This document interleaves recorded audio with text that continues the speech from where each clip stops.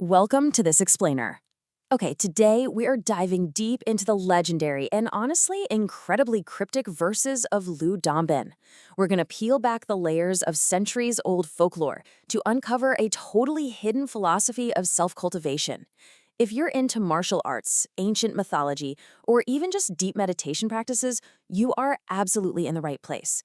We're going to break down exactly what these captivating poems really mean. Let's just jump right in with a super intense verse straight from the source. The text literally translates to, rising early in pitch black, dropping a dead man's head from the sleeve. I mean, just imagine the sheer shock value of that imagery. It is literally like reading an ancient, philosophical Batman comic. You've got this roaming, shadowy vigilante pulling a severed head right out of his robe. It's dramatic, it's visceral, and man, it instantly grabs your attention. So this highly cinematic imagery hits hard, right? And it prompts us to ask a really important question right out of the gate. Are these thrilling tales of flying swords and nocturnal assassinations meant to be taken literally? Like, is this just a dark martial arts fantasy, or is it perhaps a highly sophisticated metaphor for something much, much deeper? A hidden guide to spiritual enlightenment?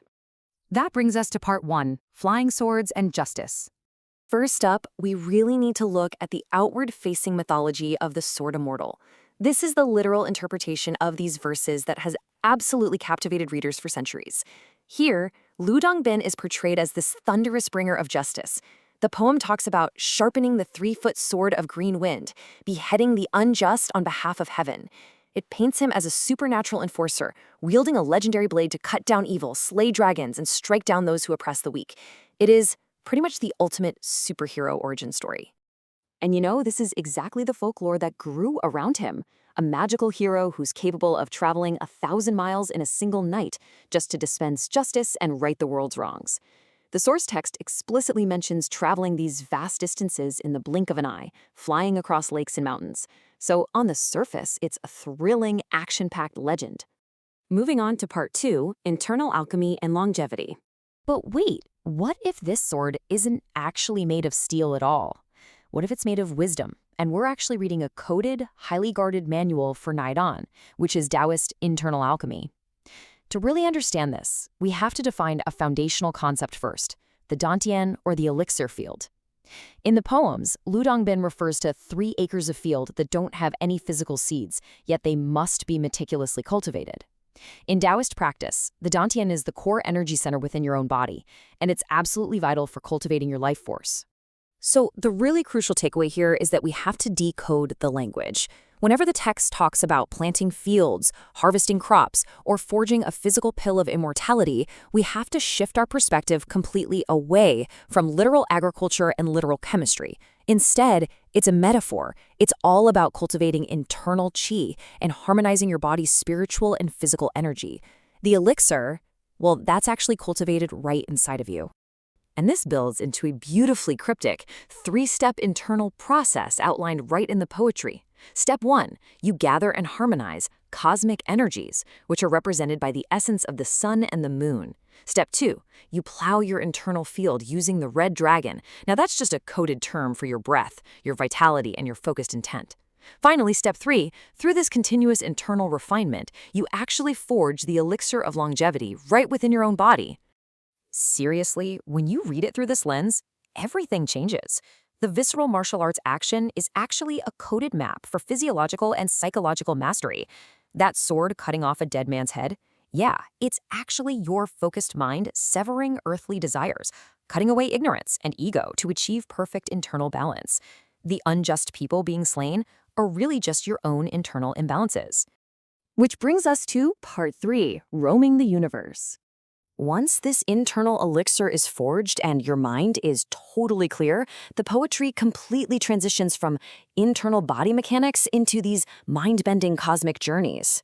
The text says, touring the whole world takes but half a day. Just imagine the absolute utter freedom captured in that single line. It vividly describes the Taoist concept of wandering freely through the cosmos, totally unbound by physical limitations, gravity, or, earthly worries. And what's really fascinating here is the sheer scale of it all. The text claims you can travel 8,000 miles in half a day, flying over mythical peaks and vast oceans. But again, remember our decoder ring, this reflects a state of profound meditative expansion. When you escape the bounds of space and time during deep cultivation, your internal mind becomes as vast, as expansive, and as limitless as the external universe itself. You are literally touring the cosmos from within. Okay, part 4. Cultivation is the mind. So, how does an ordinary person actually reach this magnificent cosmic state of being? Do you need to run off and isolate yourself on a remote mountain peak? Well, the poem addresses this directly. It says, "Someone asked me the method of cultivation. I pointed far off to the sun and moon at the edge of the sky." Well, at first he points to the distant cosmos and those grand celestial bodies, he very quickly grounds this lofty, abstract philosophy into incredibly practical, humanistic advice for our everyday lives. He gives us these beautifully grounded rules drawn directly from the source text. He says, "Do not betray the heavens or people. Do not deceive the divine or the poor. Do not seek external magic formulas. Simply cultivate the heart field." It's amazing, because true cultivation isn't about finding a magical spell or some secret potion. It's really just about acting with absolute moral integrity, respecting the vulnerable, and diligently nurturing your own mind, your heart field. In fact, he explicitly warns readers that the great Tao, the ultimate truth, isn't actually inherently difficult to find or hidden away from us. It's just that people constantly look outward for shortcuts instead of putting in the simple, consistent, internal effort to just be a decent, mindful human being. True immortality in this sense is found in profound internal peace. As we wrap up our decoding of the original text, this specific line perfectly summarizes the whole journey. Nourish the spirit root with essence, nourish the spirit with chi. Beyond this true truth, there is no other truth. Cultivating your internal energy, living with integrity, and sharpening your mental sword to cut away all those earthly distractions, that is the absolute, ultimate truth of existence according to these legendary poems. I'll leave you with this provocative thought to ponder. We live in this fast-paced, outward-looking world where we are constantly chasing external metrics of success. But as we do that, are we totally forgetting to sharpen our own internal swords? Are we neglecting the only true alchemy, the quiet, everyday cultivation of our own heart fields? Thank you so much for exploring this fascinating topic with me today. Take some time to tend to your own field, and I'll catch you in the next explainer.